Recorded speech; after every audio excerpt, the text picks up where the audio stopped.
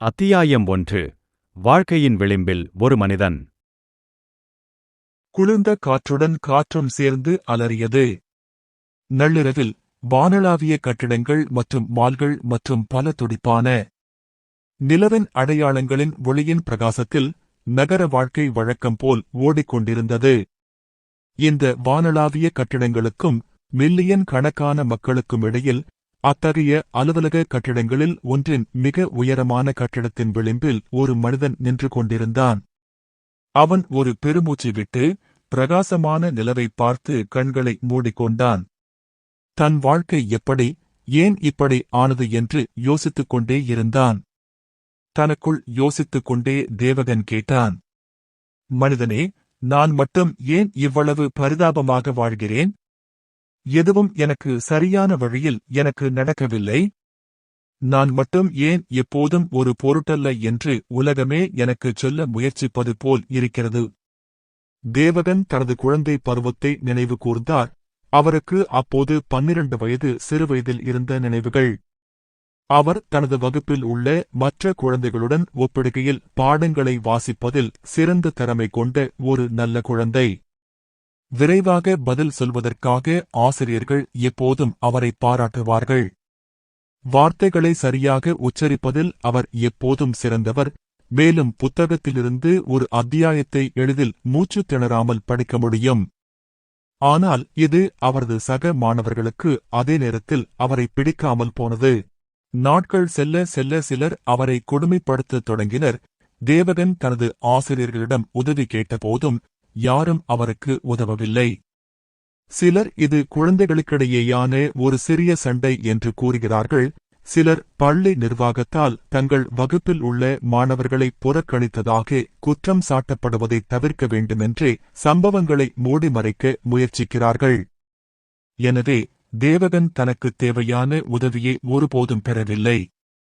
தனது பள்ளியில் உள்ள குழந்தைகள் தன்னை எப்படி கொடுமைப்படுத்துகிறார்கள், சில சமயங்களில் அடிப்பார்கள் என்று தனது தந்தையிடம் கூறியபோது தனது இளைய மகனை ஆறுதல் படுத்துவதற்குப் பதிலாக இது போன்ற சிறிய விஷயங்களை வீட்டிற்குள் கொண்டு வர வேண்டாம் என்று அவரது தந்தை அவரை கண்டித்தார். அவரது தந்தை வீட்டு உபயோகப் பொருட்கள் தயாரிக்கும் நிறுவனத்தில் பணிபுரிந்தார். மேலும் அவர் துறையின் மேலாளராக இருந்ததால் ஒரு நாளைக்கு பல மணி நேரம் அலுவலகத்தில் செலவிட வேண்டியிருந்தது. எனவே இயற்கையாகவே அவர் வீடு திரும்பும்போது எப்போதும் சோர்வாகவும் பதற்றமாகவும் இருந்தார். எப்படியோ அழுகையை அடக்கிக் கொண்ட தேவகன் தனது தாயார் அனிதாவிடம் நடந்த சம்பவங்களைப் பற்றிச் சொன்னார். அவர் தனது ஆசிரியர்களிடம் பேசுவதாகச் சொன்னார். தேவகன் அவளை நம்பி நாளைக்காக காத்திருக்க முடிவு செய்தார். ஆனால் மறுநாள் எதுவும் நடக்கவில்லை. அவர் மீண்டும் அடிபட்டார். அவரது பெற்றோருக்கு அவர் சொல்வதைக் கேட்க நேரமில்லை.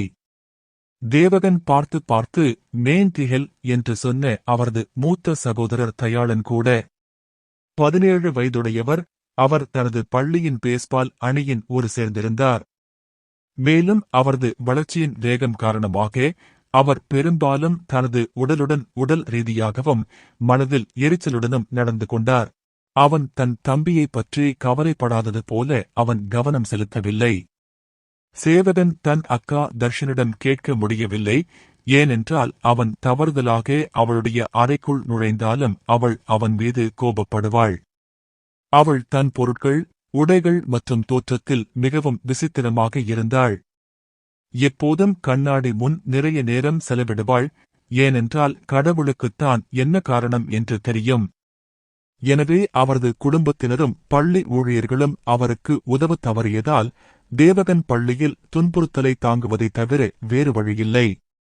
தனது கொடுமைப்படுத்துபவர்கள் சலிப்படையச் செய்வார்கள் என்றும் இனிமேல் தன்னை குறிவைக்க மாட்டார்கள் என்றும் நம்பினார். தனித்து நிற்காமல் இருக்க அவர் தனது படிப்பில் சுறுசுறுப்பாக இருப்பதையும் மற்ற மாணவர்கள் மற்றும் ஆசிரியர்களுடன் தொடர்பு கொள்வதையும் கூட நிறுத்திவிட்டார். பின்னர் அவர் உயர்நிலைப் பள்ளிக்குச் சென்றபோது அதே அணுகுமுறையை அவர் ஏற்றுக்கொண்டார். ஆனால் இந்த காலகட்டங்களில் தேவகன் தன்னை மும்முரமாக வைத்திருக்க ஏதாவது ஒன்றைக் கண்டுபிடித்தார். வரலாற்று நபர்கள் அல்லது பள்ளிகளில் அவர்கள் கற்பித்தவற்றின் மீது அவருக்கு இனி அன்பும் இல்லை, மாறாக அவர் தனது வீட்டிலிருந்து 2 தெருக்களுக்கு அப்பால் உள்ள காமிக் கடையில் அடிக்கடி படிக்கும் காமிக் புத்தகங்களில். எப்படியோ காமிக்ஸில் வரும் இந்த ஹீரோக்கள் அவருக்கு ஒரு பெரிய சொந்த உணர்வையும் சிறந்த மனிதராக வேண்டும் என்ற உந்துதலையும் அளித்தனர். அவருக்கு பிடித்தவை ஸ்பைடர் மேன், பேட்மேன். கதிரியக்க சிலந்தியால் கடித்தால் பீட்டர் பார்க்கர் போன்ற சக்திகள் கிடைக்குமா, அல்லது பேட்மேனைப் போல எப்படி போராடுவது என்று கற்றுக் கொடுக்கக்கூடிய ஒரு மர்மமான நிஞ்சாக்கள் மற்றும் தற்காப்பு கலைஞர்களை கண்டுபிடிக்க முடியுமா என்று அவர் அடிக்கடி கற்பனை செய்வார். ஆனால் எல்லாமே முடிவுக்கு வரும்போது காமிக்ஸில் அவரது ஆர்வங்களும் அவ்வாறே இருந்தன. தேவகன் பருவ வயதை எட்டியவுடன் உலகம் முழுவதும் பிரபலமடைந்து வரும் அனிமே கலாச்சாரத்தில் அவர் மூழ்கிவிட்டார். நாளை தனது வகுப்புத் தேர்வுக்கு படிப்பதை விட அவர் தனது நாளின் பெரும்பகுதி நேரத்தை அவற்றை பார்ப்பதை விரும்பினார். பல வருடங்களுக்குப் பிறகு அவர் நாவல்கள் மற்றும் மங்காக்களின் உலகத்திற்குள் நுழைந்தார். விதிவிலக்குகள் இல்லாதது போல.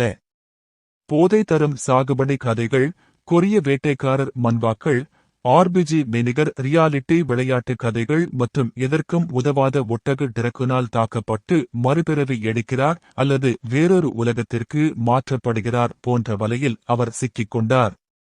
ஆனால் இத்தனை வருடங்களாக தன் குடும்பத்தினரிடமிருந்தும் நண்பர்களிடமிருந்தும் தன்னை பிரித்துக் கொண்டு கழித்ததை உணராமலேயே சமூகத்தில் அரிதாகவே செயல்படும் ஒரு தனிமையாக அவன் மாறிவிட்டான். தனியாக அதிக நேரம் செலவிடுவது மனதளவில் தனிமையை விரும்பும் ஒருவனாக அவனை மாற்றியது. கற்றுக்கொள்வதற்கும் படித்ததை உடனடியாக நினைவில் கொள்வதற்கும் அவருக்கு உள்ள உள்ளார்ந்த திறமை காரணமாக அவரது மதிப்பெண் ஒருபோதும் அவரிடமிருந்து எதிர்பார்க்கப்பட்டதை விடக் குறையவில்லை. ஈடெடிக் அல்லது புகைப்பட நினைவகம் என்று நாம் அழைக்கும் அரிய நினைவாற்றலை அவர் கொண்டிருப்பதை தேவகன் இதுவரை உணர்ந்திருந்தார். கல்வித் திறன்களில் அவன் இன்னும் முன்னேறும் திறன் கொண்டிருந்தான். ஆனால் அவனுக்கு அந்த நேரத்தில் அவற்றில் எந்த ஆர்வமும் இல்லை. அவனுடைய பெற்றோர் எப்படியும் அவனைப் பற்றி அதிகம் கவலைப்படவில்லை. கடமைக்காக உணவு மற்றும் தங்குமிடம் மட்டுமே வழங்கினர். அவன் தன் அண்ணன் மற்றும் சகோதரி இருவரையும் விரும்பவில்லை. ஏனென்றால் அவர்கள் எப்போதும் தங்களை சுற்றி உரிமையின் ஒளிவட்டத்தைக் கொண்டிருந்தனர். இந்த நேரத்தில் அவனுக்கு நண்பன் என்று அழைக்கக்கூடிய யாரும் இல்லை. அவரது சகோதரர் மற்றும் சகோதரியுடன் ஒப்பிடும்போது தேவகன் பெரிய லட்சியங்கள் இல்லாதவராகவும் சாதாரணமான வாழ்க்கையை வாழ போதுமானவராகவும் இருந்தார். வரவிருக்கும் ஆண்டுகளில் தேவகன் இறுதியாக ஒரு பெரிய நிறுவனத்தில் கணக்காளராக வேலை பெற்றார். நல்ல வருமானம் தரும் வேலையும் கிடைத்தது. அவர் இறுதியாக தனது வீட்டை விட்டு வெளியேறி தனியாக வாழத் தொடங்கினார். தொலைபேசியில் தனது குடும்பத்தினருடன் ஏதேனும் உரையாடல்கள் நடந்தாலும் பெரும்பாலான நேரங்களில் அழைப்பைத் தொடங்குவது அவரேதான். 4 வருடங்கள் கழித்து இன்று தேவகனுக்கு இப்போது 30 வயது. அவர் ஒரு காபி கடைக்குள் வரிசையில் நின்று காலை டோஸ் கோகோயின் வாங்கினார். நான் சொல்வது காஃபின். இன்று அவருடைய பிறந்த நாள். ஆனால் ஒரு நபர் கூட அவருக்கு பிறந்தநாள் வாழ்த்துக்களை தெரிவிக்கவில்லை. அவரது குடும்பத்தில் இருந்து யாரும் அழைக்கவில்லை. அவர் செல்லும் பணியிடத்தில் கூட அவருக்கு நண்பர்கள் இல்லை. தேவைக்காக இல்லாவிட்டால் அவர் அதிகம் பழகியவர்களும் இல்லை. அவர் தனது எண்ணங்களை வெளிப்படுத்தக்கூட முடியாதவர்களும் இல்லை. ஆன்லைனில் ஒரு நண்பரோ அல்லது சக மேதாவிகளோ அல்லது ஒட்டகஸ் குழுவோ கூட இல்லை. அவர் அனைவரையும் விட வளர்ந்துவிட்டார். கடந்த 2 வருடங்களாக அவரது தற்போதைய வாழ்க்கை நிலை முற்றிலும் தேக்கமடைந்தும் எந்த மாற்றமும் இல்லாமல் இருந்தது. இது தேவகனை மிகவும் பாதித்தது. வாழ்க்கையில் முதல் முறையாக தேவகன் உடலாலும் மனத்தாலும் முற்றிலும் தனிமையாக இருப்பதைக் கண்டார். டீனேஜ் நாட்களில் அவர் இதைத்தான் விரும்பினார். ஆனால் இப்போது திடீரென்று அது பயங்கரமாக உணர்ந்தது. அவருக்கு வாழ்க்கையில் உண்மையில் யாரும் இல்லாதது போல் இருந்தது. அவனுக்கு செல்லப்பிராணி இல்லை. ஏனென்றால் அவற்றுக்கு நிறைய கவனிப்பு தேவைப்பட்டது. வேறொருவரை பராமரிக்கும் பொறுப்பு வரும்போது தேவகன் உண்மையில் ஒரு ஆண் குழந்தையாகவே இருந்தார். அதே நேரத்தில் காபி கடையில் அவரது முறை வந்தது. அவர் காபி கோப்பையை பிடிக்க கையை நீட்டினார். ஆனால் திடீரென்று அவன் உள்ளங்கையில் ஒரு சூடான தொடுதலை உணர்ந்தான். என்னை மன்னிச்சுக்கோங்க, காபி என் இன்னொரு கையில் இருக்கு. பிரகாசமான நீல நிற கண்கள், பொன்னிற முடி மற்றும் மிகவும் மெலிந்த உடல் கொண்ட ஒரு பெண் தேவகனை பார்த்து தன் கையை எடுக்கச் சொன்னாள். ஐயோ, பாவம்! நான் யோசனையிலேயே மூழ்கிவிட்டேன், தேவகன் சொன்னான். சீக்கிரம் வாங்க, வரிசையில் மற்றவர்கள் நிற்கிறார்கள். தேவகன் அந்த நேரத்தில் நிஜத்திற்கு திரும்பி விரைவாக பக்கவாட்டில் நின்றார். அவர் விரைவில் அலுவலகத்திற்கு புறப்பட்டார். அவர் புறப்படுவதற்கு முன்பு அந்த பெண்ணின் சீருடையில் இருந்த பெயரை கவனித்தார். ஹாசினி. அலுவலகத்திலிருந்து திரும்பி வந்து இரவு உணவு சாப்பிட்ட பிறகு, அது வழக்கமான ஜப்பானிய மங்கா போன்ற ஒரு கப் நூடுல்ஸ் அல்ல, எங்கள் பையனுக்கு சமைக்கத் தெரியும். தேவகன் ஹாசினி கையை தொட்ட நிகழ்வை நினைவு கூர்ந்தார். ஏதோ ஒரு காரணத்தினால் அந்த தருணத்தை மீண்டும் மீண்டும் நினைத்து பார்க்காமல் இருக்க அவனால் முடியவில்லை. தேவகன் தனது வாழ்நாள் முழுவதும் ஒரு காதலி, பெண் நண்பர்கள் அல்லது பெண்களுடன் எந்த வகையான உடல் ரீதியான தொடர்பையும் கொண்டிருக்காத கன்னிப் பையனாக இருந்ததால், கற்பனை பெண்களுக்கு இந்த விஷயத்தை மீறி அவர் எவ்வளவு பெரிய நடிகர் சிம்பு போல் ஆகிவிட்டார் என்பதை கருத்தில் கொண்டு அந்த தருணத்தில் மூழ்கிவிட்டார். அவரை போன்றவர்களுக்கு ஏற்ற காதல் துணை ஆனி மட்டுமே இருந்தார். நீண்ட நேரம் யோசித்த பிறகு அவர் இறுதியாக தூங்கிவிட்டார். மறுநாள் காலையில் எழுந்து அதே நிறுவன அடிமை வாழ்க்கைச் சுழற்சியை பின்பற்றினார். அடுத்த 2 வாரங்களுக்கு அவரது வழக்கம் தொடர்ந்தது. இதற்கிடையில் அவர் ஹாசினிக்கு காலை வணக்கம் மற்றும் வணக்கம் என்று சாதாரணமாக வாழ்த்துவார். அவன் அவளுடன் தன்னை நன்கு அறிந்திருந்தான். ஹாசினி திரும்ப வரவேற்பாள், சில சமயங்களில் அவனை ஒரு மென்மையான புன்னகையால் மகிழ்வாள். அது எப்போதும் அவரது நாளை பிரகாசமாக்கும். வாடிக்கையாளர்களிடம் அன்பாக இருப்பது அவளுடைய வேலையின் ஒரு பகுதி என்பதால் ஹாசினி இதைச் செய்கிறாள் என்பதை அவன் உணரவில்லை. ஆனால் அவன் முட்டாள் என்பதால் தனக்கு மட்டுமே சிறப்பு சிகிச்சை கிடைப்பது போல் உணர்ந்தான். சில நாட்களுக்குப் பிறகு தேவகன் தனது காலை காபிக்காக அதே வரிசையில் நின்றார். ஆனால் இந்த முறை அவருக்குள் ஏதோ வித்தியாசமாக இருந்தது.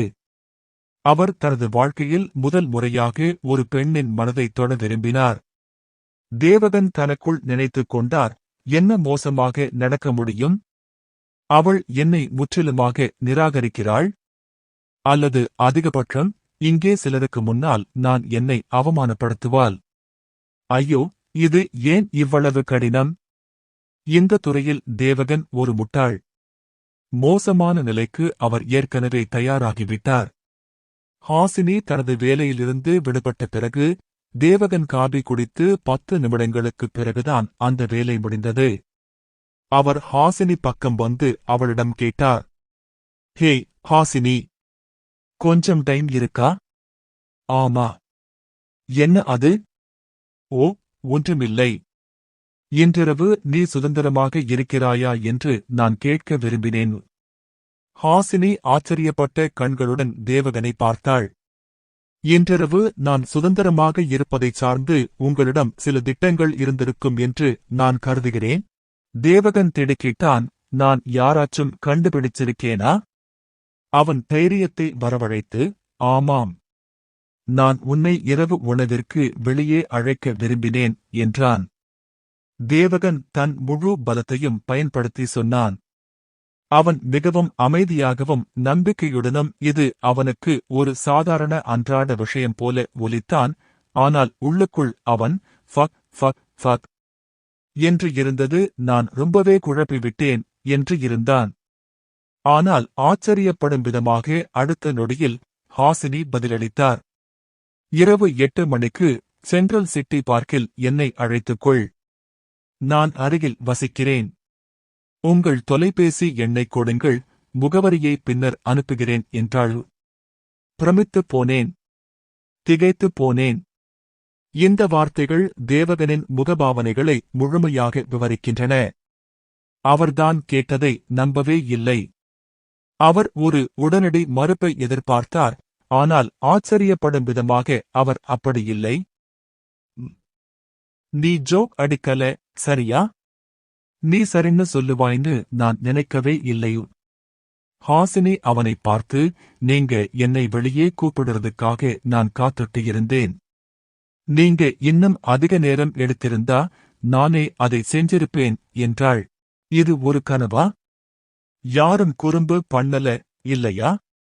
ஒரு நிமிஷம் இருங்க, நீங்க அப்படியா? தேவகன் கேட்டார்.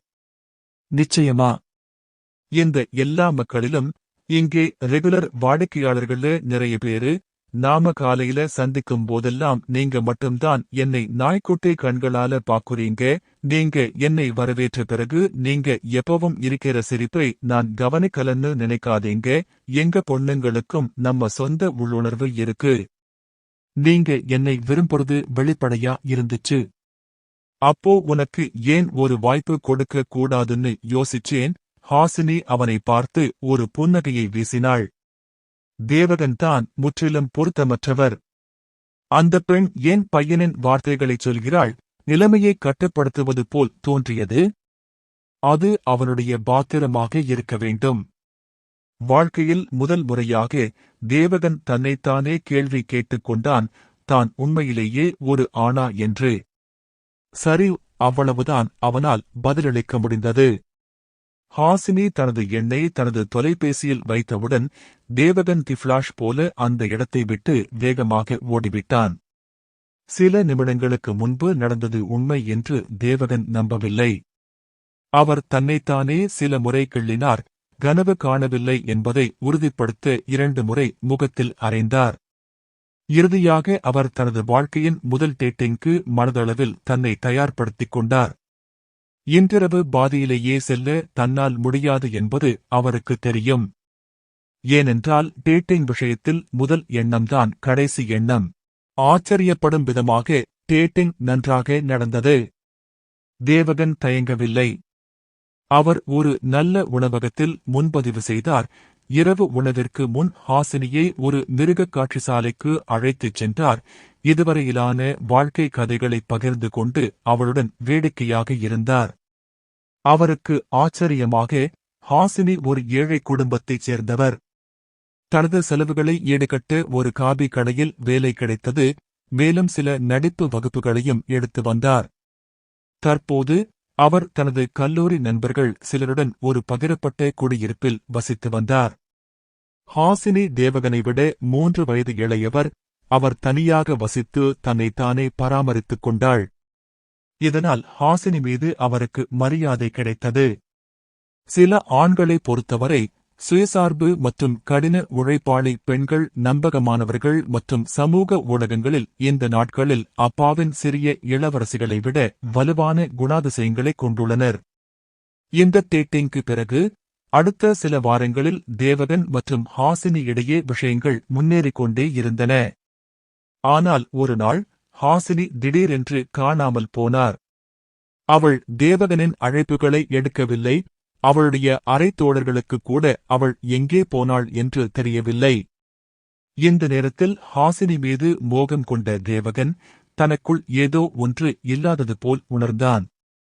கடந்த 2 மாதங்களில் முதல் முறையாக அவர் இழப்பையும் உதவியற்ற தன்மையையும் உணர்ந்தார். நான் உண்மையிலேயே அவளைப் பற்றி அவ்வளவு அக்கறை கொண்டிருக்கிறேனா? திடீரென்று எனக்கு ஏன் இவ்வளவு வெறுமையாக இருக்கிறது? தேவகன் யோசித்தார். ஆனால் அவரை மிகவும் எரிச்சலூட்டும் விஷயத்தை அவனால் விரல் விட்டு பார்க்க முடியவில்லை. வெளிப்படையாக அவர் காதலில் விழுந்திருந்தார். அத்தியாயம் 2. தேவகன்தான் வாழ தகுதியற்றவன் என்று தற்கொலை செய்து கொண்டான். 3 மாதங்களுக்குப் பிறகு இறுதியாக இரவில் ஆசினிடமிருந்து அவருக்கு அழைப்பு வந்தது. ஏய், நான் தான். நீ எங்கே இருக்கிறாய்? என்ன ஆச்சு? ஏன் என் எந்த அழைப்பையும் எடுக்கவில்லை? தேவகன் கேட்டான். மன்னிக்கவும். சமீப காலமாக பரபரப்பாக இருக்கிறது. எனக்கு விளக்க நேரம் இல்லை. ஹாசினி பதிலளித்தாள். இப்போ என்ன நடந்ததுன்னு சொல்லு. குறைந்தபட்சம் நான் அதை தெரிஞ்சுக்கணும்னு தகுதியானவளா இல்லையா? தேவகன் சொன்னான். சரி. அது என் அப்பா. அவர் ஹாசினி திடீரென்று அழ ஆரம்பித்தாள். அவளுடைய வார்த்தைகள் அவள் வாயிலிருந்து வருவதை நிறுத்தியது. நான் எப்பவும் உங்களுக்காகத்தான் இருக்கேன்னு நீங்க சொல்லலாம். தேவகன் உண்மையான கவலையுடன் சொன்னான். என் அப்பாவுக்கு ஸ்டேஜ் 3 கேன்சர் இருக்குன்னு கண்டுபிடிச்சிருக்கோம். இப்போதான் எங்களுக்கு அது தெரியுது. அவர் என்னிடமும் அம்மாவிடமும் சொல்லல, ஏன்னா எங்களை பத்தி கவலைப்பட விரும்பல. எங்ககிட்டயும் சிகிச்சைக்கு போதுமான பணம் இல்ல, அதனாலதான் அவர் தன் நோயை மறைச்சுட்டாரு. ஹாசினி சொல்லிட்டு இந்த தடவை சத்தமா அழ ஆரம்பிச்சாரு. தேவகனுக்கு என்ன செய்வது என்று எனக்கு தெரியவில்லை. என் அப்பா இறந்து கொண்டிருக்கிறார். அவருக்கு உதவ என்னால் எதுவும் செய்ய முடியாது. என்னிடம் பணமும் இல்லை, காப்பீடும் இல்லை. எதுவும் இல்லை. ஹாசினி அழுது கொண்டே இருந்தார்.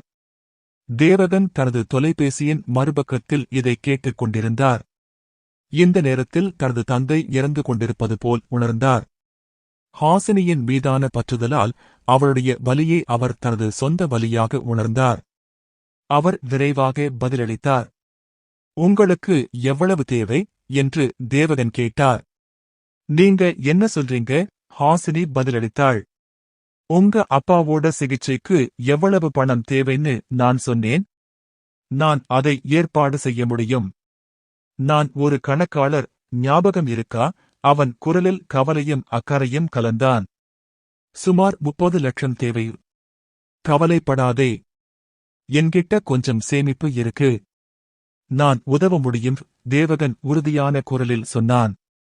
இல்லை, நான் உண்மையிலேயே உன்னிடம் உதவி கேட்க முடியாது. இவ்வளவு காலமாக நாம் ஒருவரையொருவர் அறிந்திருக்கவில்லை. நாம் கெஞ்சினாலும் நம் உறவினர்கள் கூட அவ்வளவு பணம் கொடுக்க மாட்டார்கள். அடுத்த 2 வருடங்களில் கூட உனக்கு திருப்பித் தர எனக்கு வழி இல்லை. ஹாசினி அவசரமாகச் சொன்னாள். பரவாயில்லை. உண்மைதான், உன்னை எனக்கு ரொம்ப பிடிச்சிருக்கு.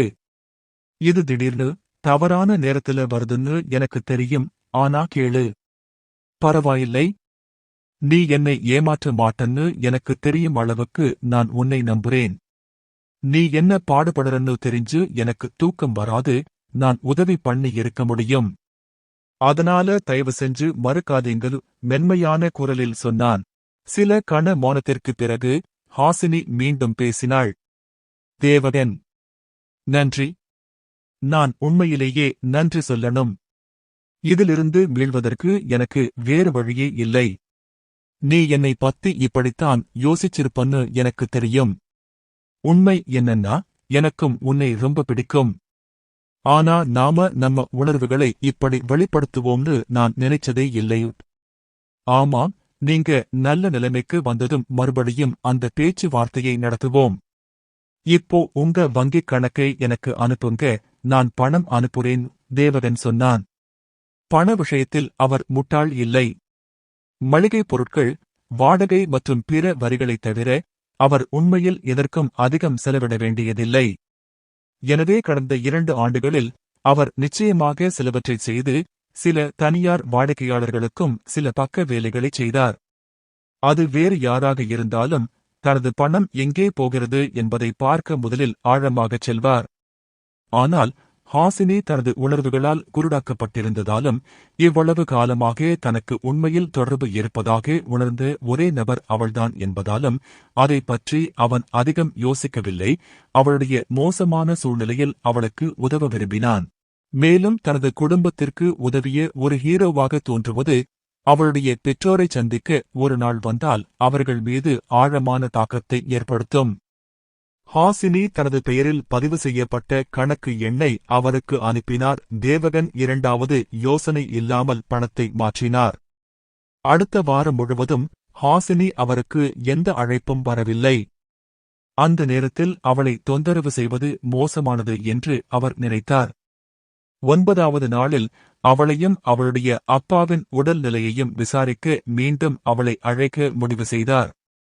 நீங்க டயல் பண்ணின நம்பர் தொடர்பில் இல்ல. திடீரென்று நெட்வொர்க் வாய்ஸ் கால் லேடி அவன் கூப்பிட முயற்சிச்ச பிறகு பதில் சொன்னது. தேவகன் ஆர்வமா மறுபடியும் முயற்சி பண்ணுனாரு. ஆனா ஒண்ணுமே ஆகல. அது அவனுக்கு வித்தியாசமா இருந்துச்சு. அவன் கொஞ்சமும் பயன்படுத்தாத இன்னொரு நம்பரை பார்த்தாரு. அதனால யாருக்கும் அவங்க 2 பேரோட நம்பர் தெரியாது. ஆனா அதே பதில்தான் வந்தது. கேத்தரின் எந்த ஹாஸ்பிட்டல்ல இருக்காருன்னு அவனுக்கு சரியா தெரியாது, அதனால அவங்க ஒரு தடவை போய் பார்த்த அபார்ட்மெண்ட்டுக்கு மட்டும்தான் போக முடியும். ஆனா வீட்டுக்காரங்க கிட்டயும் ரூம்மேட்ஸோடையும் பேசின பிறகு ஹாசினி அவளுக்கு பணம் அனுப்பிய மறுநாளே அவங்க அபார்ட்மெண்ட்டுக்கு வந்ததை கண்டுபிடிச்சாங்க. 3 மாசம் கழிச்சு வாடகையை கொடுத்துட்டு எல்லா பொருட்களையும் எடுத்துட்டு நிரந்தரமா கிளம்பிட்டாங்க. தன்னைச் சுற்றி நடப்பதை தேவகனால் நம்ப முடியவில்லை. அதை நம்பாமல் இருக்க தேர்ந்தெடுத்தான். அவன் ஏமாந்து போயிருந்தான். வீட்டு உரிமையாளரிடம் முகவரி கேட்டார். பின்னர் அந்த முகவரியை வரைபடங்களில் தேடிய போது அது இல்லை என்பதை கண்டுபிடித்தார். அவளுடைய மற்ற தகவல்களும் தெளிவற்றதாக இருந்தன. மேலும் அவளுடைய அறைத்தோழர்கள் அவளுடைய கல்லூரி நண்பர்கள் அல்ல, மாறாக அடுக்குமாடி குடியிருப்புகளை வாடகைக்கு எடுக்க பயன்படுத்தப்படும் ஒரு செயலி மூலம் அவர்கள் சந்தித்தனர் என்பதை கண்டறிந்தார். ஹாசினியை தேடுவதற்கு வேறு வழியில்லை. அவர் விரைவாக ஒரு டாக்ஸியை எடுத்துக்கொண்டு எப்போதும் செல்லும் காபி கடைக்குச் சென்றார். உரிமையாளர் ஏற்கனவே தேவகனை நன்கு அறிந்திருந்தார், எனவே ஹாசினி பற்றிய அனைத்து தகவல்களையும் அவர் வழங்கினார். ஆனால் பயனில்லை, இதுவும் போலியான தகவல். அவள் எங்கே போனாள்? தேவகன் மனம் உடைந்து கத்தினார். தான் ஏமாற்றப்பட்டதை இன்னும் அவனால் நம்பவே முடியவில்லை. தனக்கு கடனை திருப்பிக் கொடுக்க முடியாமல் போய்விடுமோ என்ற பயத்தில் அவள் ஓடிப்போனால் அது ஒரு விஷயம்தான். ஆனால் அவளைப் பற்றி அவன் அறிந்த அனைத்தும் பொய்யாகத் தெரிந்தது. அநேகமாக ஹாசினி என்பது அவளுடைய உண்மையான பெயர் கூட அல்ல, அவளுக்கு புற்றுநோயால் பாதிக்கப்பட்ட அப்பாவும் இல்லை. முதல் முறையாக அப்படிச் செய்த ஒருவரை விட அவள் ஒரு தொழில்முறை நிபுணராகத் தோன்றினாள். அவன் அவளுக்கு ஒரு அடையாளமாகத்தான் இருந்தான். ஹாசினியை பற்றிய துப்பு தேட ஒரு நாள் முழுவதும் செலவிட்ட பிறகு தேவகன் மிகவும் சோர்வடைந்து இறுதியாக தனது அபார்ட்மெண்டிற்கு திரும்பினார். அவர் உடல் ரீதியாகவும் மன ரீதியாகவும் சோர்வடைந்திருந்தார். அவருக்கு பசித்தது, ஆனால் ஏதாவது சாப்பிட மன உறுதி இல்லை. அவர் இன்னும் அதிர்ச்சியில் இருந்தார். நீண்ட காலத்திற்குப் பிறகு முதல் முறையாக அவர் உண்மையில் ஒருவருடன் இணைந்திருப்பதை உணர்ந்தார். அவர் அவளை காதலித்துவிட்டதாகச் சொல்லும் அளவுக்குச் செல்வார். ஆனாலும் ஒரு கண் இமைக்கும் நேரத்தில் அவருக்கு முன்னால் இருந்த அனைத்தும் தூசியாக நொறுங்கின. எல்லாம் ஆரம்பத்தில் இருந்தே பொய். இறுதியாக சோர்வு காரணமாக அவர் தூங்கிவிட்டார். மறுநாள் தேவகன் வீட்டை விட்டு வெளியே வரவில்லை. நேற்று நடந்ததை அவன் இன்னும் மறக்கவில்லை. கடந்த 10 வருடங்களாக அவன் கஷ்டப்பட்டு சம்பாதித்த பணம் எல்லாம் போய்விட்டது. அந்த சம்பவம் அவனுக்கு ஏற்படுத்திய உணர்ச்சி அதிர்ச்சியைப் பற்றி பேசவே வேண்டாம். அடுத்த சில நாட்களுக்கு அவன் மருத்துவ விடுப்பில் சென்று காவல்துறையை தொடர்பு கொண்டு வழக்கு பதிவு செய்தான்.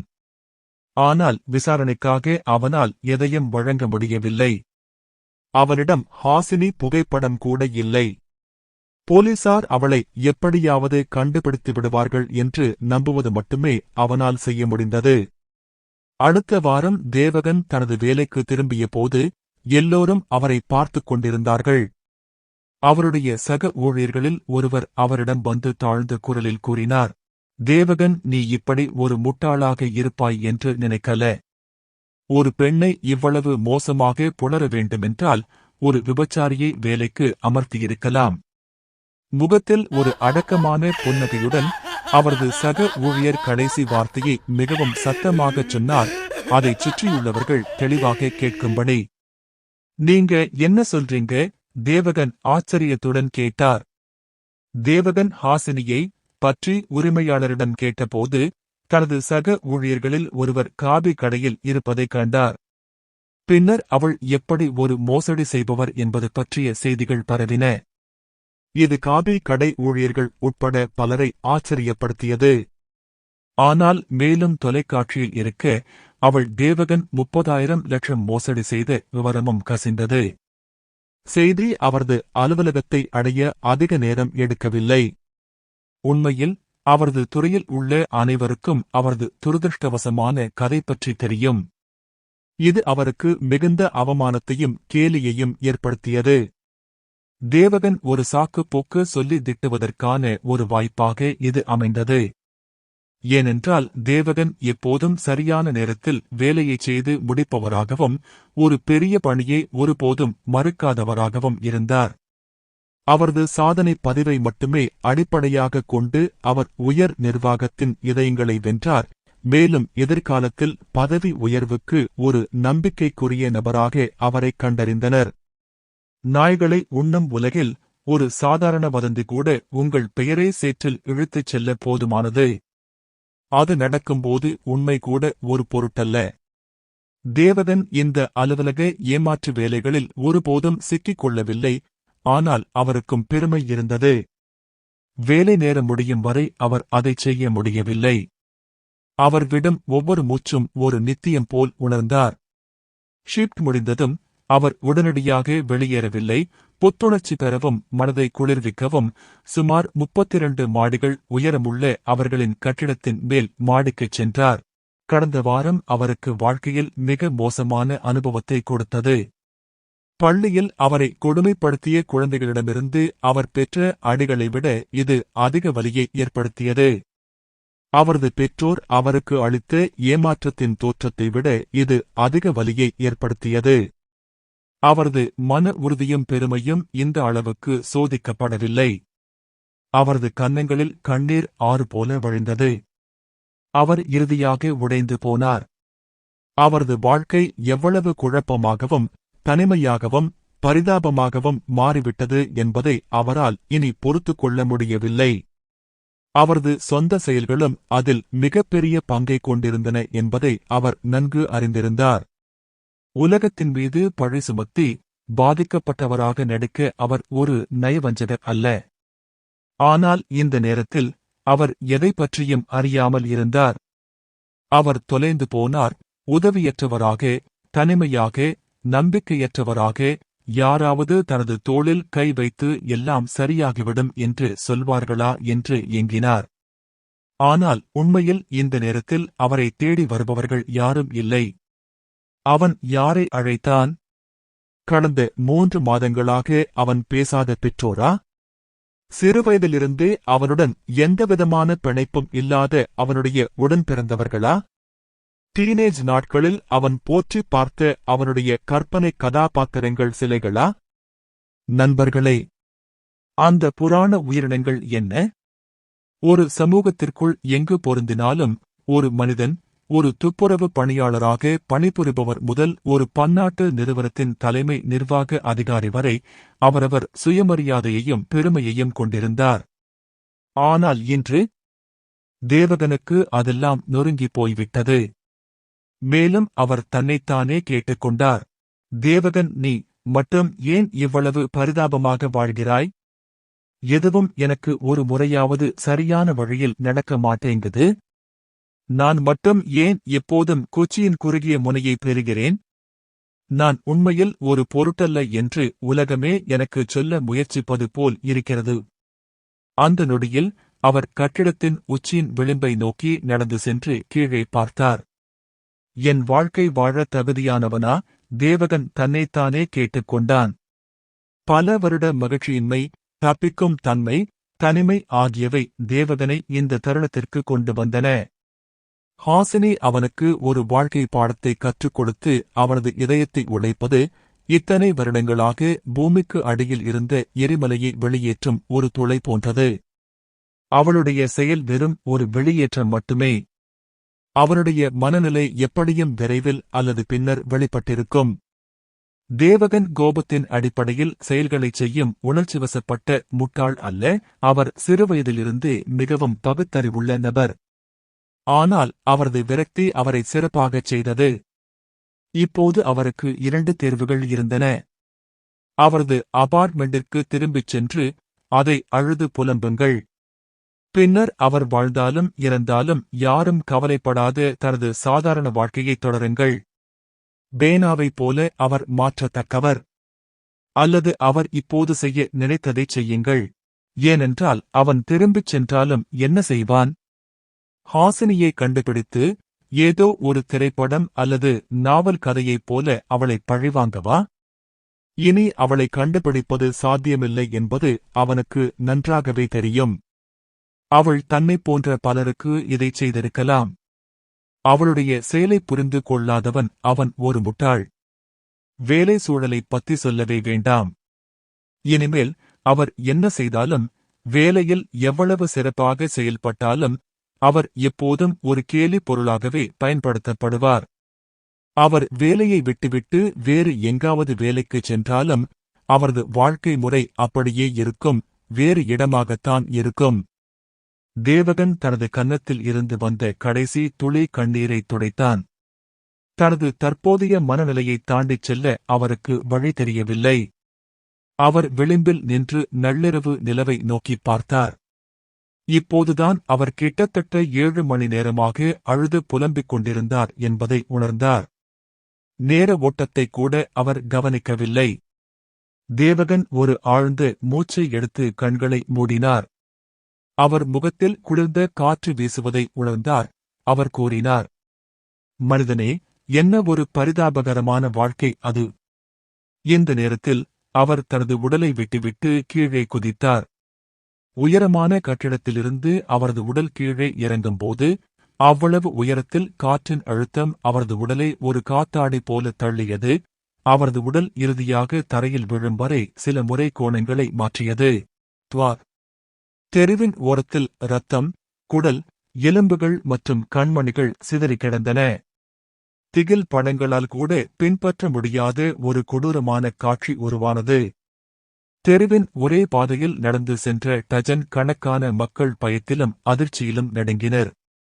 கூட்டத்தில் இருந்த சில பெண்கள் தங்களுக்கு அருகில் இருப்பதைக் கண்டவுடன் வாந்தி எடுக்கத் தொடங்கினர். கூட்டத்தில் இருந்து ஒரு வயதானவர் 100 அழைக்கத் தொடங்கினார். தெருவின் குறுக்கே ரோந்து சென்ற போலீசார் சலசலப்பைக் கண்டு சம்பவ இடத்தை நோக்கி ஓடத் தொடங்கினர். இறைச்சியும் இரத்தமும் நிறைந்த அந்த குட்டையின் மீது தேவகன் பொய் சொன்னார். அவர் இனி துன்பப்படுவதை விட தனது உயிரைக் கைவிட தேர்ந்தெடுத்தார். அவருக்கு அதுதான் ஒரே வழி என்று தோன்றியது. உலகத்தாலும் அவரது உறவினர்களாலும் கைவிடப்பட்டு ஒரு மனிதன் ஒரு துயர மரணம் அடைந்தான். நான் மீண்டும் எழுந்திருக்க மாட்டேன். அத்தியாயம் 3. இருளின் கடவுள். கால ஓட்டமே இல்லாத, ஒரு ஒளிக்கதிர் கூட தெரியாத ஒன்றுமில்லாத வெற்றிடத்தில். இந்த இடம் சொர்க்கமும் இல்லை, நரகமும் இல்லை. பிறப்பும் மற்றும் இறப்பு என்ற கருத்து இங்கே இல்லாதது போல் முற்றிலும் ஒன்றுமில்லாத ஒரு எல்லையற்ற இடம் அது. திடீரென்று விண்வெளியில் மிகப்பெரிய விரிசல் எங்கிருந்தோ தோன்றியது. அது மிக வேகமான வேகத்தில் நீண்டு கொண்டே சென்றது. ஒரு நொடியில் அது சுமார் 10 கிலோமீட்டர் நீளத்திற்கு நீண்டது. ஒரு மலை அளவுக்கு குறையாத கருங்கல் சிம்மாசனத்தில் அமர்ந்திருக்கும் ஒரு பிரம்மாண்டமான உருவம் வெற்றிடத்தின் மறுபக்கத்திலிருந்து வெளிப்பட்டது. இந்த உருவம் 2 மலைகளின் உயரத்திற்கு ஒத்ததாக இருந்தது. முற்றிலும் கம்பீரமான கருப்பு ஆடைகளை அணிந்திருந்தது மற்றும் தலையில் ஒரு பேட்டை இருந்தது. தோற்றத்தில் இது மரண கடவுள் அல்லது ஆன்மாக்களின் வியாபாரியின் மேற்கத்திய தோற்றத்தை ஒத்திருந்தது, ஒரு கிரிம் ரீப்பர் போல. அதன் முகத்தை அது இல்லாதது போல் பார்க்க முடியவில்லை. அது ஒரு கணம் சுற்றி பார்த்துவிட்டு தனது வலது கையை அசைத்து தனக்கென ஒரு இடத்தை உருவாக்கி ஒரு டஜன் கிலோமீட்டர் தூரம் விரிவடைந்து ஒரு பிரம்மாண்டமான தடையை உருவாக்குவது போல தன்னை நிலைப்படுத்திக் கொண்டது. ஆயிரக்கணக்கான மைல்கள் வரை சென்று நகரங்களையே தூசியாக அழித்துவிடும் அளவுக்கு ஆழமான ஒரு பழங்கால குரல் அந்த முழு இடத்தையும் எதிரொலித்தது. இந்த நேரத்தில் நான் யாரை தேர்ந்தெடுக்க வேண்டும் என்று அந்த உயிரினம் தன்னைத்தானே கேட்டுக்கொண்டது. சில நிமிடங்களுக்குப் பிறகு சிம்மாசனத்தின் பின்னால் உள்ள வெற்றிடப் பிளவிலிருந்து சில காலடி சத்தங்கள் கேட்டன. மேலும் சிவப்பு மற்றும் கருப்பு பண்டைய கவசத்தில் முழுமையாக அணிந்திருந்த மற்றொரு உயிரினம் உள்ளே நுழைந்தது. 5 மாடி கட்டிடத்தை 2ஆக பிளக்கும் அளவுக்கு பெரிய 2 பெரிய கருப்பு வாள்கள் அதன் முதுகில் தொங்கிக் கொண்டிருந்தன.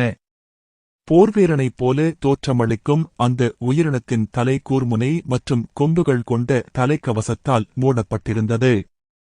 எனவே அது உயிருள்ள உயிரினமா, இறக்காத உயிரினமா அல்லது பேயா என்பதை யூகிக்க முடியவில்லை. மற்ற உயிரினம் சிம்மாசனத்தில் அமர்ந்திருந்த முன்னாள் உயிரினத்தின் பாதி அளவு. அது முன்னால் வந்து ஒரு மாவீரன் தனது ராஜாவின் முன் மண்டியிடுவது போல இடது முழங்காலில் பிரமாண்டமான உயிரினத்தின் முன் மண்டியிட்டது. அது கரகரப்பான ஆனால் மிகவும் அதிகாரப்பூர்வமான தொனியில் பேசியது. என் தலைவரே, இது சரியான நேரம். ஆனால் நீங்கள் உங்கள் முடிவை மறுபரிசீலனை செய்வீர்கள் என்று நம்புகிறேன். இந்த முறை நாம் எந்த தவறும் செய்ய முடியாது. கிராவெல், உனக்கு என்ன கவலைன்னு எனக்கு தெரியும். பல நூற்றாண்டுகளுக்கு முன்பு அழைக்கப்பட்ட மனிதர்களைப் போல நமக்கு ஒருவரை பெற முடியாது. ஆனால் கவலைப்படாதே. இந்த பணிக்கு பொருத்தமான ஒருவரை நான் ஏற்கனவே முடிவு செய்துவிட்டேன். ஆனால் என் தலைவனே, நீங்கள் முடிவு செய்துள்ளவரிடம் இந்த பணியை முடிக்க நமக்கு தேவையான எந்த குணங்களும் இல்லை. இதுவரை மற்ற உலகங்களிலிருந்து கொண்டு வரப்பட்டவர்களிடம் தலைமைத்துவத்திற்கான நம்ப முடியாத திறமை இருந்தது. அவர்கள் மீது வீசப்படும் எந்தவொரு துன்பத்தையும் சமாளிக்கும் உறுதியான மன உறுதியும் ஞானமும் இருந்தது. ஆனாலும் அவர்கள் அனைவரும் தோல்வியடைந்தனர். எனவே நீங்கள் முடிவு செய்துள்ள நபர் என்ன செய்ய முடியும்? அவர்கள் தங்கள் இலக்கை பாதியிலேயே அடைவதற்கு முன்பே இறந்து விடுவார்கள். கிராவெல் அதன் எஜமானரின் முன் சரமாரியாக கேள்விகளை எழுப்பினார். ஆனால் அந்த உயிரினம் கவலைப்படவில்லை. உன் கவலைகள் எனக்கு புரிகின்றன. ஆனால் இதுதான் நான் தன் முன்னோடிகளுடன் எந்த ஒற்றுமையும் இல்லாத ஒருவரை தேடுவதற்கான சரியான காரணம். அந்த உயிரினம் பேசி அதன் தலையை அதன் வலது கையில் சாய்த்துக் கொண்டது. அந்த உயிரினத்தின் உள்ளங்கை கருப்பு உலோகத்தால் மூடப்பட்ட ஏதோ ஒன்று போல் இருந்தது. அதற்கு சதையோ எலும்புகளோ இல்லை.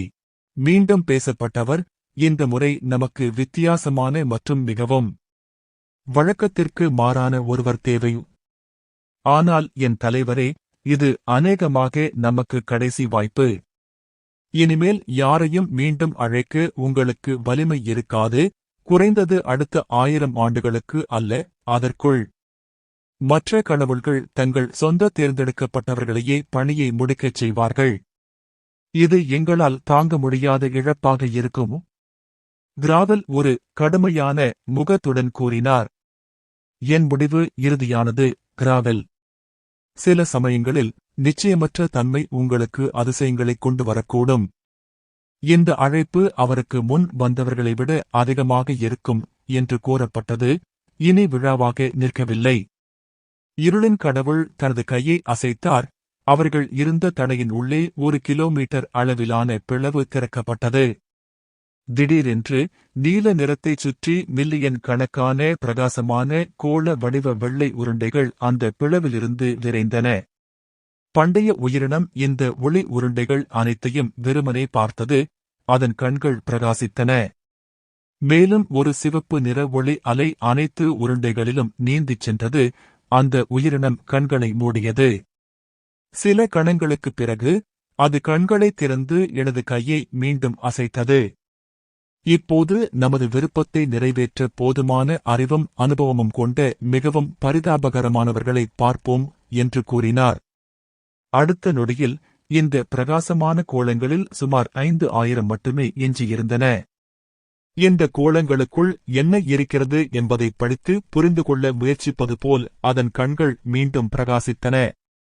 அது மீண்டும் கண்களை திறந்தபோது சுமார் 100 கோளங்கள் மட்டுமே எஞ்சியிருந்தன. ரொம்ப பரிதாபம். இந்த மக்களில் ஒருவர் கூட தங்கள் வாழ்க்கையில் எதையும் சாதித்ததில்லை. சரி, எனக்கு நல்லது. இப்போது எனக்கு மிகவும் பொருத்தமான நபரை கண்டுபிடிக்க முடியுமா என்று பார்ப்போம். பண்டைய உயிரினம் இந்த மீதமுள்ள உருண்டைகளை தனது உள்ளங்கையில் இழுத்து எதையோ பகுப்பாய்வு செய்வது போல் அவற்றை பார்த்துக் கொண்டே இருந்தது. ஒரு டஜன் வினாடிகள் கழித்து அந்த உயிரினம் ஆச்சரியப்பட்டு மகிழ்ச்சியில் கூச்சலிட்டது. நான் அவனை கண்டுபிடிச்சேன். சரியான பொருத்தத்தை கண்டுபிடிச்சேன். இடமே அதிரும்படி கத்திக் கொண்டிருந்தார். இன்னும் மண்டியிட்டிருந்த கிராவெல் பெருமூச்சு விட்டு தலையை ஆட்டினான். இது நமக்கு முடிவு என்று அவர் தனக்குள் பேசிக்கொண்டார். அந்த பண்டைய உயிரினம் அதன் அளவோடு ஒப்பிடும்போது ஒரு சிறிய மூலக்கூறாக தெரிந்த அந்த சிறிய கோளத்தை பார்த்தது. அவர் மீண்டும் கையை அசைத்தார். பிளவு வழியாக வந்த மீதமுள்ள வெள்ளை கோளங்கள் கற்பனை செய்ய முடியாத வேகத்தில் திரும்பிச் சென்றன. வெறும் 10 வினாடிகளில் இந்த ஒரு கோளம் மட்டுமே எஞ்சியிருந்தது. நீ இதுக்கு வருத்தப்பட மாட்டாய்ன்னு நான் நம்புறேன், என் ஆண்டவரே. கிராவெல் சொல்லிட்டு தன் எஜமானரை பார்த்தான். ஹாஹா, உனக்கு எதுவும் தெரியாது கிராவெல்.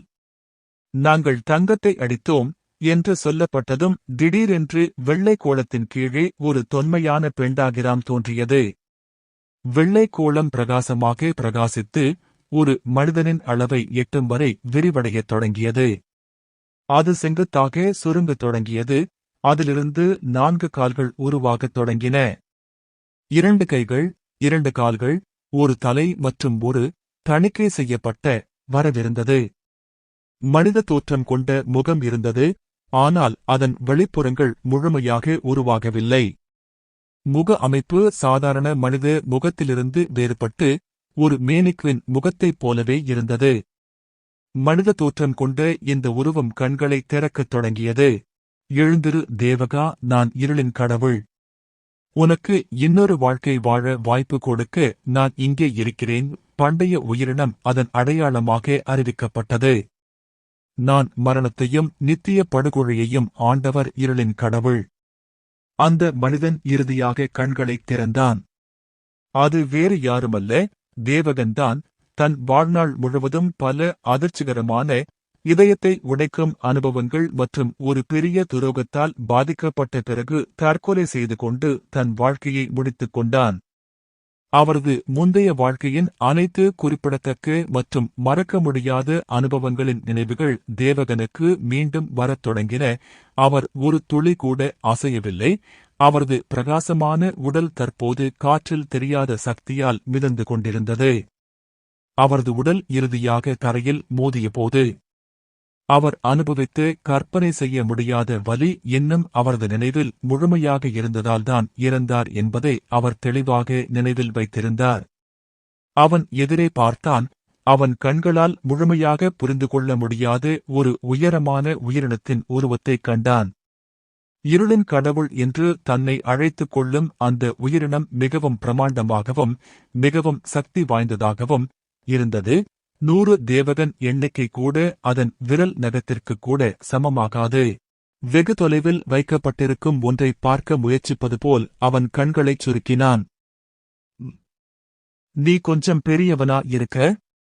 நீ எப்படி இருக்கன்னு எனக்கு புரியல, தேவகன் கேட்டான்.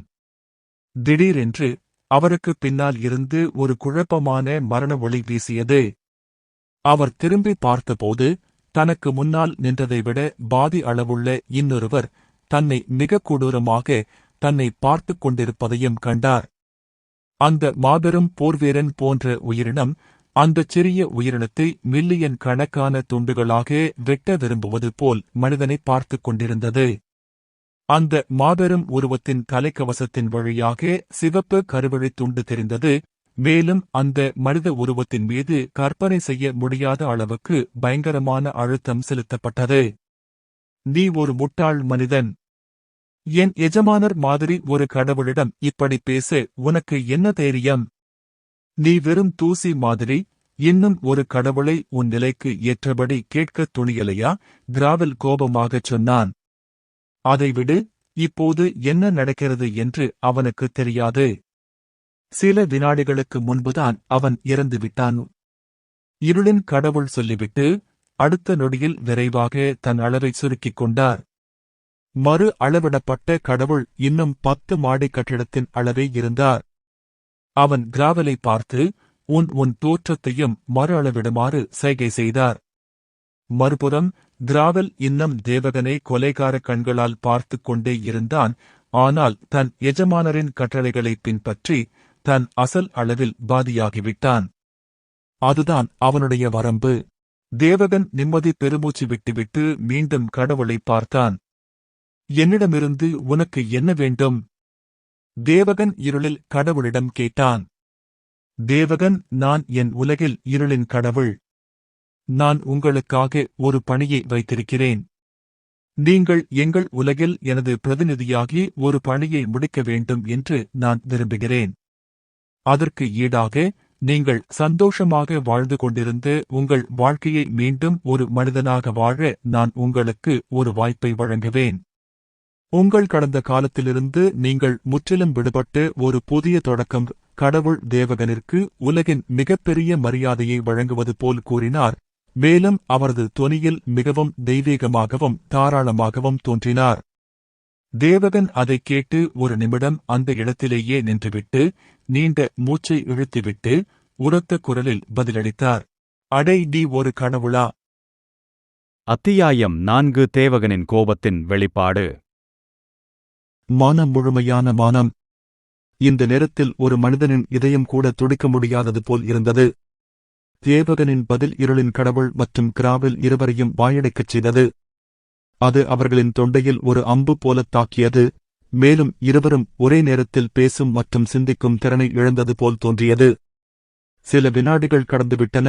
இருளின் கடவுள் தேவகனை மிகவும் ஆழமான மற்றும் கோபம் நிறைந்த பார்வையுடன் முறைத்துப் பார்த்தார், யாரையும் பார்ப்பதன் மூலம் கொல்லும் அளவுக்கு.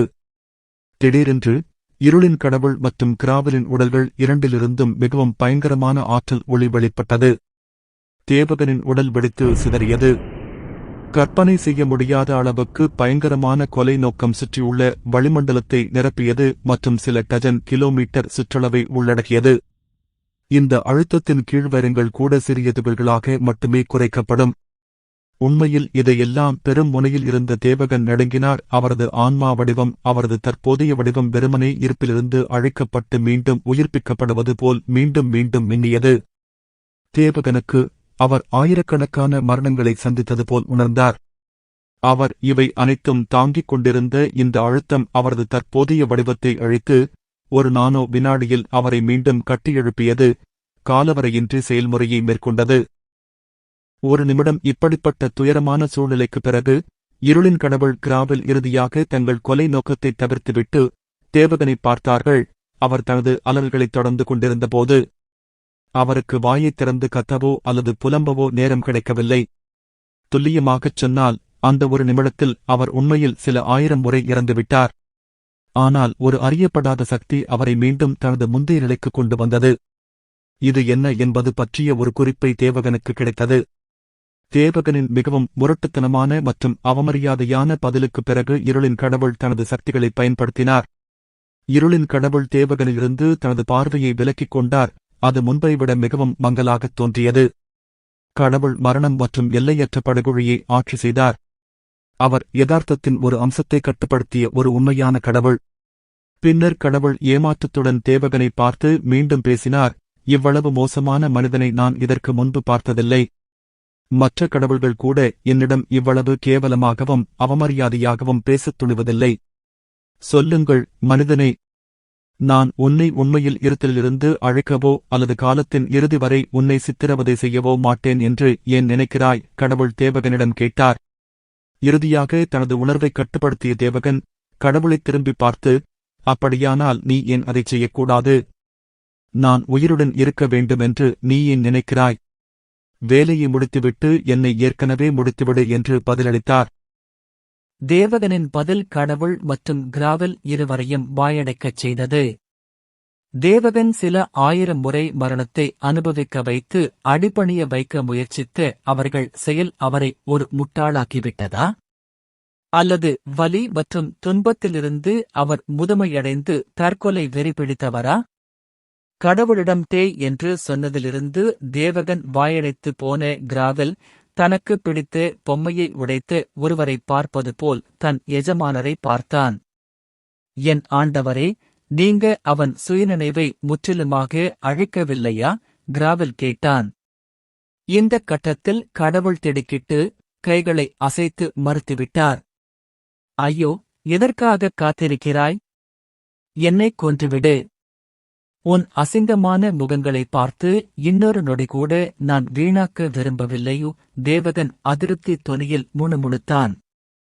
உங்க அம்மா அசிங்கமா இருக்காங்க.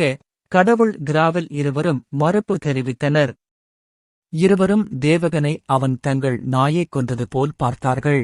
மறுமுறையில் இருந்த தேவகன் ஆச்சரியப்பட்டார். இந்த 2 இறுதி மனிதர்களும் அவமரியாதை செய்ததற்காக சில 1000 முறைக்கு மேல் அவரைக் கொன்றனர். ஆனால் இப்போது திடீரென்று அவர்கள் சிறுமிகளைப் போல அசிங்கமானவர்கள் என்று அழைத்ததற்காக அவர் மீது முரட்டுத்தனமான கருத்துக்களை வீசத் தொடங்கினர். இது ஏன் நடந்தது? அவர் மீண்டும் இறந்து அதை முடித்துவிட விரும்பினார். ஆனால் அடுத்த நொடியில் கடவுள் அந்த நாடகத்தை முடித்துவிட்டு மீண்டும் வேலையைத் தொடங்க முடிவு செய்தார். நீ ஏன் மறுபடியும் வாழ விரும்பவில்லை? உன் கடந்த கால வாழ்க்கை அனுபவங்களா என்று அவர் தேவகனிடம் கேட்டார். ஆமாம். இன்னொருத்தர்கிட்ட பழகிக்க யாருக்கு வாழ்க்கையில இன்னொரு வாய்ப்பு வேணும்? நான் என்ன செய்யணும்னு நீங்க நினைக்கிறீங்கன்னா அதுக்கு ஒரு விலை வரும். அது எனக்கு எந்த நன்மையும் செய்யாது. நீங்க சொல்றதை நான் ஏன் நம்பணும்? எல்லா பிரச்சனையிலையும் இருந்து நம்மை காப்பாத்தி என்னை மறுபடியும் செத்துப்போன நிலைமைக்கு அனுப்பி உண்மையிலேயே வாழ விரும்புற இன்னொருத்தரை கண்டுபிடிச்சுக்கோங்கலு தேவகன் ஒரு சலிப்பான முகபாவத்துடன் சொன்னான். கடவுளும் கிராவலும் மீண்டும் அதிர்ச்சியடைந்தனர். அப்போ நீ மறுபடியும் வாழ விரும்பவில்லையா மோர்டல்? என் இருளின் கடவுள் உனக்கு வழங்கும் வாய்ப்பு உனக்கு புரியவில்லையா? எல்லோருக்கும் இவ்வளவு அற்புதமான வாய்ப்பு திரும்பவும் உனக்கு கிடைக்காது. இந்த உரையாடலில் பங்கேற்காமல் இருந்த கிராவல் தலையிட முடிவு செய்தார். நீங்க 2 பேரும் முட்டாள்களா? முதல் முறையா நான் சொன்னது கேட்கலையா? என்னை சாக விடுங்க, அடப்பாவிகளா! வேற யாரையாவது தேர்ந்தெடுங்க. நீங்க ஏன் என் பேச்சை கேட்கணும்? என்னை திருப்பி அனுப்புங்க. தேவகன் தன் அதிருப்தியை கூறினான். இனியும் என்னால் முடியாது, கடவுள் இறுதியாகப் பேசினார். அவர் தலையை ஆட்டினார். நேரடி கண் தொடர்பை தவிர்க்க முயன்றார். எனது சக்திகள் மரணத்தையும் இருப்பில் இடமில்லாத விஷயங்களையும் கட்டுப்படுத்த என்னை அனுமதிக்கின்றன. நான் நமது உலகில் யதார்த்தத்தின் அந்த அம்சத்திலிருந்தே பிறந்தவன். அதிகபட்சமாக உங்களைப் போன்ற பிற உலகங்களிலிருந்து இறந்த ஆன்மாக்களை இந்த உலக எல்லைக்குள் வரவழைத்து அத்தகைய ஆன்மாக்களில் ஒன்றை மட்டுமே என் வசம் வைத்திருக்க முடியும். ஏனெனில் மற்ற உலகங்களின் இறந்தவர்கள் அந்தந்த உலக யதார்த்த விதிகளுக்கு கட்டுப்பட்டவர்கள். மேலும் ஒரு ஆன்மாவை இங்கே வைத்திருப்பது கூட எனது சக்தியின் மகத்தான அளவை எடுக்கும். கடவுள் முழு செயல்முறையையும் விளக்கினார். தேவகன் ஒரு பொய்யரை பார்ப்பது போல் கடவுளை பார்த்தான். அவனுடைய பதிலில் திருப்தி அடையவே இல்லை.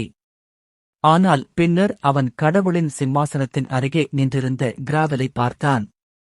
அவனும் அதுதான் உண்மை என்று தோன்றியது. நீ சொன்னதை நான் செய்ய மறுத்தால் என்ன செய்வது? குறைந்தபட்சம் என்னை கொன்று விடுவாய், இல்லையா? தேவகன் எதிர்பார்ப்புடன் கேட்டார். வேண்டாம். கடவுளும் கிராவலும் ஒரே நேரத்தில் கத்தினார்கள். ஏன் என்று தேவகன் கேட்டான். ஏனென்றால் இப்போது நாங்கள் நம்பியிருக்கக்கூடிய ஒரே நபர் நீங்கள்தான். அடுத்த சில 1000 ஆண்டுகளுக்கு நான் இனி யாரையும் அழைக்க முடியாது என்று பதற்றத்தில் கடவுள் கூறினார். நான் ஏன் கவலைப்பட வேண்டும்? மேலோட்டமாக பார்த்தால் என்னை போன்ற ஒரு சாதாரண அலுவலக ஊழியருக்கு இது முடியாத வேலையாகத் தெரிகிறது. உங்களுக்கு தெரிந்த அதிசயங்கள் மற்றும் வீரச் செயல்களின் வாழ்க்கையை நான் வாழவில்லை. நீங்கள் தேர்ந்தெடுக்கக்கூடிய எல்லா மக்களிடமிருந்தும் என்னை ஏன் தேர்ந்தெடுக்கிறீர்கள்? தேவகன் ஆர்வத்துடன் கேட்டார். இது அவருக்கு புரியவில்லை. ஏனென்றால் கடவுள் அவர்கள் செய்ய வேண்டிய எந்த வேலைக்கும் அதிக திறமையான மற்றும் அனுபவம் வாய்ந்த ஒருவரை எளிதாக கொண்டு வந்திருக்க முடியும். அப்படியானால் ஏன் அவரை? ஆனால் கடவுள் ஒரு டஜன் வினாடிகள் அமைதியாக இருந்துவிட்டு இறுதியாக ஒரு பெருமூச்சு விட்டார். அவர் தேவகனை பார்த்து, ஏனென்றால் நாங்கள் உங்களுக்கு வழங்கப் போகும் பணி மிகவும் விழிப்புடன் இருக்க வேண்டும். யாரையும் நம்பக்கூடாது. ஏனென்றால் தற்போது எனது அனைத்து பிரதிநிதிகளும் என்னுடன் கூட்டணி வைத்திருந்த எவரும் வாண்ட்ரியாவின் முழு உலகிலும் கொல்லப்பட வேண்டிய ஒருவராக குறிக்கப்பட்டுள்ளனர். ஒரு காலத்தில் வழிபாட்டு முறைகள், கோயில்கள் மற்றும் தேவாலயங்கள் வடிவில் எனக்கு சேவை செய்தவர்கள் அல்லது வழிபட்டவர்கள் உட்பட கடவுள் மிகவும் சோர்வடைந்த தொனியில் கூறினார். நானே உங்களை அழைக்கக் கூட வேண்டியதில்லை. பொதுவாக தேர்ந்தெடுக்கப்பட்ட ஒருவர் வேறொரு உலகத்திலிருந்து நம்முடைய உலகத்திற்கு கொண்டுவரப்படும் போதெல்லாம் அவர்கள் ஒரு குறிப்பிட்ட கடவுளை வணங்கும் தேவாலயங்கள் மற்றும் பேரரசால் அழைக்கப்படுகிறார்கள். நூற்றுக்கணக்கான மந்திரவாதிகள் ஒன்றாக வேலை செய்யும் இடத்தில் அவர்களின் கோட்பாட்டை பின்பற்றுகிறார்கள். ஆனால் என்னை பின்பற்றுபவர்கள் மற்றும் என்னை வணங்கிய எவரும் 200 ஆண்டுகளுக்கு முன்பு முற்றிலுமாக அழிக்கப்பட்டனர். இப்போது நான் இருக்கிறேன் என்பது கூட யாருக்கும் தெரியாது. இந்த கட்டத்தில் என் பெயர் நம் உலகில் ஒரு கட்டுக்கதையைத் தவிர வேறில்லை. கடவுள் விளக்கினார். தனக்கு முன்னால் இருந்த 2 உயிரினங்களையும் சந்தேகப் பார்வையுடன் பார்த்த தேவகன் இன்னும் நிச்சயமற்றவராக தோன்றிக் கேட்டார். சரி, நான் என்ன செய்யணும்னு நீங்க விரும்புறீங்க? உங்களுக்காக சர்ச்சுகளையும் கோயில்களையும் கட்டி, உங்க தெய்வீக போதனைகளை மக்களிடம் பரப்பி, உங்க மகிமை காலத்திற்கு உங்களை கொண்டு வருவீங்களா? மன்னிக்கவும், நான் மதவாதி இல்லை. கடவுள் மற்றும் கிராவல் இருவரும் ஒருவரையொருவர் பார்த்துக் கொண்டு தேவகனை ஒன்றாகப் பார்த்தனர். இல்லை. இவ்வளவு கடினமான மற்றும் பரபரப்பான ஒன்றை நீங்கள் செய்வதை நாங்கள் விரும்பவில்லை. நீங்கள் அரக்கக் கடவுளைக் கொல்ல வேண்டும். கடவுள் வெட்கப்பட்டு தொனியில் கூறினார். ஒரே நேரத்தில் 1000 மின்னல்கள் தாக்கியது போல் தேவகன் அந்த இடத்திலேயே நிலைகுலைந்து போனார். அவர் பேசவோ அசையவோ இல்லை. அரை நிமிடத்திற்குப் பிறகு அவர் கோபத்தால் கொதித்து கத்தினார்.